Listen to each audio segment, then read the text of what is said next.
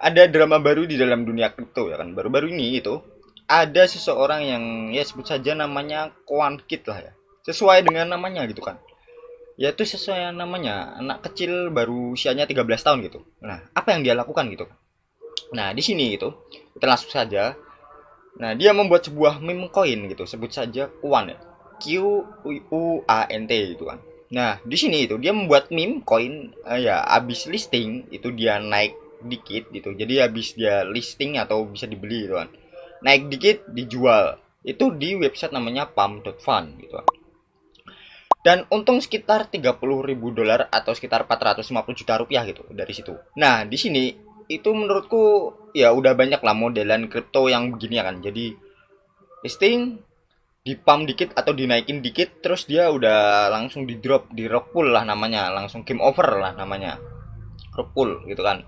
Nah, banyak banget gitu kan, apalagi di dunia kripto ini nggak ada regulasi yang mengatur tuh kayak oh turun dalam 100%, oh turun dalam berapa persen, atau ya nggak ada regulasi yang mengatur lah gitu kan, kayak spekulasi kayak gini lah. Nah, jadi ini tuh menjebak orang-orang yang punya mindset pengen cepat kaya dengan spekulasi gitu, apalagi di meme coin ya kan, yang nggak punya fundamental yang bagus dan kejelasan yang bagus, intinya cuman berjudi aja gitu. Nah, lanjut aja. Jadi si Kit ini gitu kan, itu dia ngebuat kripto baru lagi nih, namanya Sorry namanya. Nah, Sorry ini sebagai permintaan maaf dia nggak akan ngepam lagi atau nggak akan ngejual langsung, dan ya seperti namanya ya kan, langsung dirupul lagi gitu. Jadi dia nipu lah ibaratnya. Lalu dia buat lagi ya kan, namanya Lucy. Dan Lucy ini adalah nama anjingnya si Kwan ya kan. Si Kit ini. Ya sesuai dengan fotonya kalau kalian cek di pump.fun gitu kan.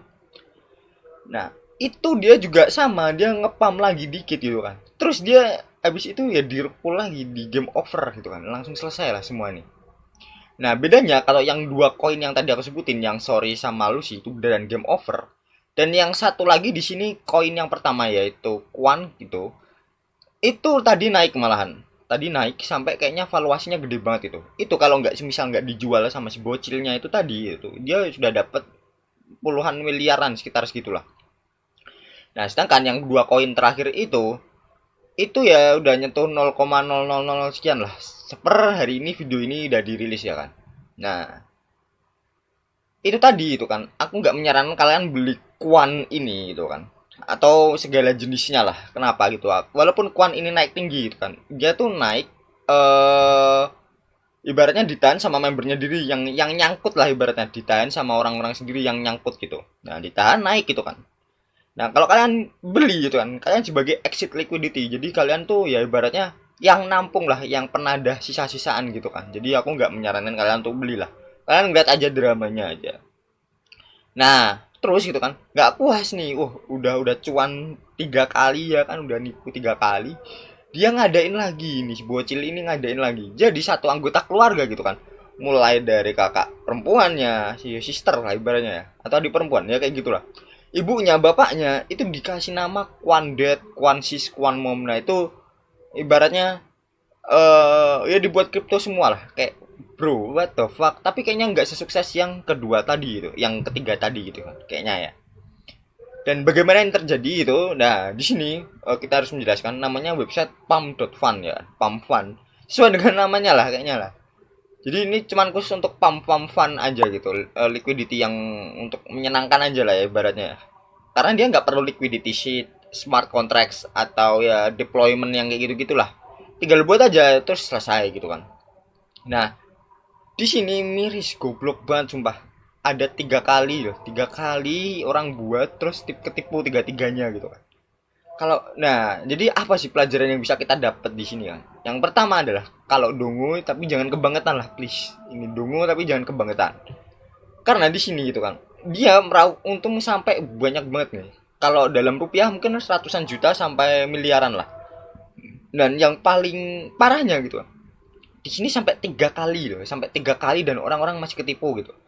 How is that even possible gitu? Kalau orang tuh gak ngeliat apa track record atau gimana gitu, at least langsung dibuat 3 kali dan ketiga-tiganya cuan sampai puluhan ribu dolar ya, 30.000, 10.000, 20.000 atau sekitar segitulah.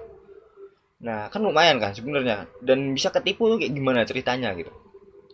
Yang kedua, itu kalau dalam berinvestasi, kalau nggak tahu apa yang dibeli, ya jangan beli gitu.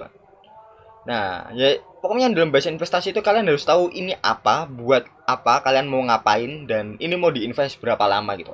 Kalau kalian nggak bisa menentukan semua hal itu, ya jangan berinvestasi ya, atau kalian jangan masuk gitu. Ini namanya ya spekulasi. Yang namanya spekulasi ya tanpa dasar apapun gitu kan, ya akan berakhir dengan kecewaan gitu. Nah, terus yang ketiga ini kan, ini yang paling penting itu, yang mungkin nggak semua orang berani ngomong itu. Dalam dunia financial market gitu kan, dalam dunia financial ya ibaratnya market derivatif kayak gini-gini, kripto ya, terus mungkin forex, terus ada mungkin ya saham juga, walaupun ya banyak lah. Dan dunia financial ya, itu sangat sulit untuk kita bisa untung bersama-sama.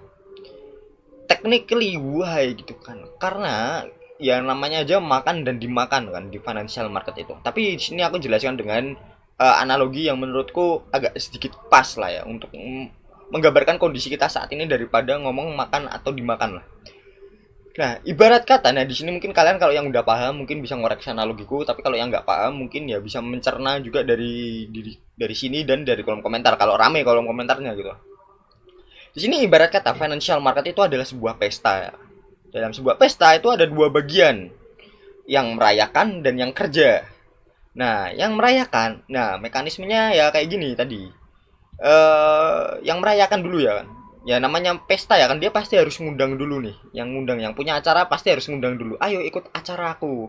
Dengan embel-embel, oh ini pasti mewah, ini pasti megah, ini pasti makanannya enak dan segala macam, cuan semua dan segala macam. Nah, tanpa kalian cross check dulu biasanya ya kan. Kalian jadi apa? Mau jadi yang ikut merayakan atau yang mau jadi ikut kerja gitu.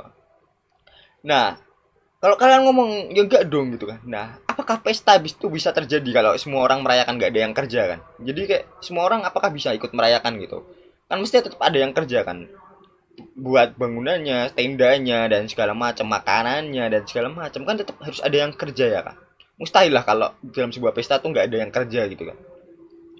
Nah, yang diuntungkan siapa gitu? Jelas yang merayakan dulu yang pertama ya kan. Yang punya acara gitu, itu pastilah. Dan teman-teman dekatnya aja udah pasti itu dia ibarat kata yang menikmati. Nah, terusan gitu.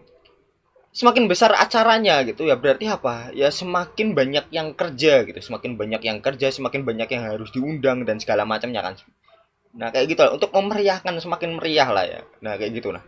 Nah, yang kerja di sini biasanya kayak ngapain sih analoginya? Ya pertama mengantarkan orderan ya kan, atau ya menaikkan harga lah. FOMO namanya ya. Biasanya FOMO dan segala macam itu cukup penting lah.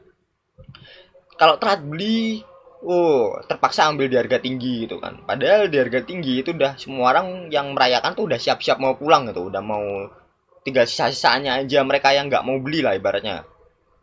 Terus yang nggak mau ambil terus kebagian apa gitu kan yang udah punya gitu, tapi telat untuk memberikan lagi tuh, menjual lagi gitu. Nah, jelas yang kedua adalah cuci piring. Jadi yang pertama nganterin harga, yang kedua adalah cuci piring ya kan.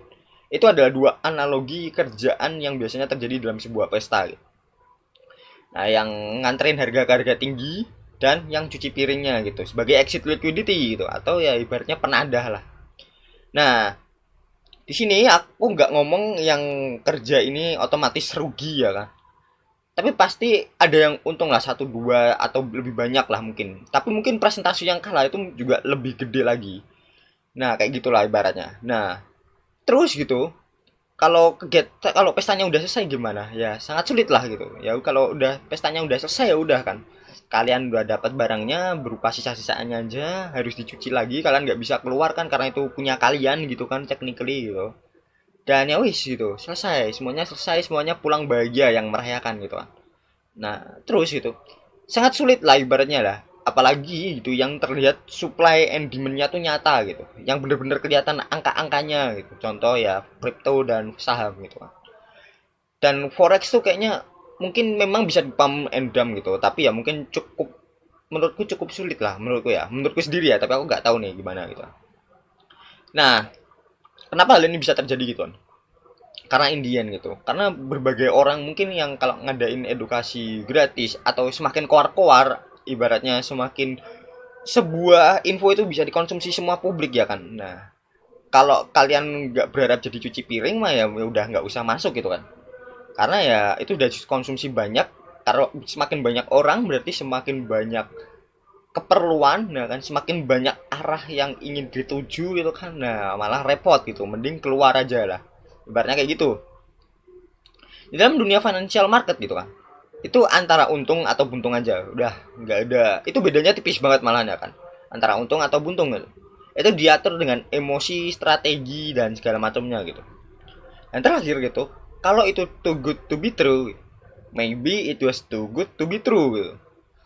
Nah, terus aku juga mau ngomong ini, nggak semua orang yang ngepam ini juga apa ya, ibaratnya aku ngomong cukup sulit lah, cukup sulit untuk semuanya cuan bareng bersama. Tapi mungkin ada beberapa yang cukup jago lah ibaratnya untuk mengatur dana yang masif itu tadi itu kan, karena kalau kita beli bareng kan berarti kan harus ada yang ngatur dana itu kan. Oh, aku mau beli di mungkin beli saham gitu di harga 100 gitu. Kalau semua orang beli harga di 100 semua, nah kan tembus tuh sebagai resisten terkuat yang di bid over, nah kayak gitu-gitu tuh mereka harus pinter-pinter ngatur lah.